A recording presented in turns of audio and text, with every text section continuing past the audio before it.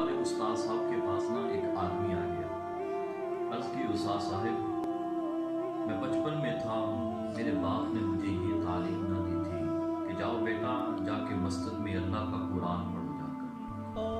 वक्त गुजरता गया, मेरे बाप ने मुझे लंदन का वीज़ा दिया कि जाओ बेटा जाकर बाहर के ममालिक में काम काज करके आना है।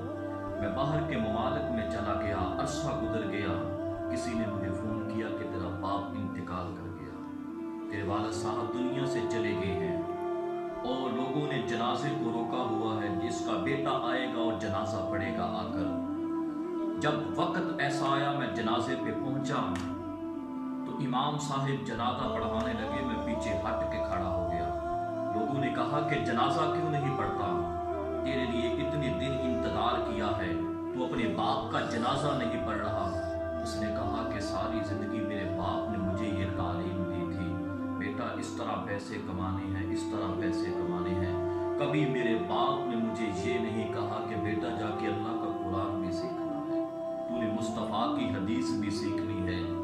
मेरे उस्ताद मोहतरम रहमतुल्लाह ताला अलैह की आंखों में आंसू आ गए। उस्ताद साहब ने रोना शुरू कर दिया। उस्ताद साहब ने कहा, मेरे नबी का फरमान है, सैयदुल आलमीन ने फरमाया कि अपने बेटों को 3 चीज़ें ज़रूर सिखाना। मेरे आका ने फरमाया कि मेरी मोहब्बत ज़रूर सिखाना, एक मेरी आल की मोहब्बत ज़रूर सिखाना, एक अल्लाह का कलाम कुरान मजीद ज़रूर सिखाना। जब बंदा ये 3 चीज़ें सिखाएगा, याद रखो जब आदमी के वालिद कब्र में भी चले जाएंगे, वो आदमी जाकर फिर भी दुआएं करते रहेंगे।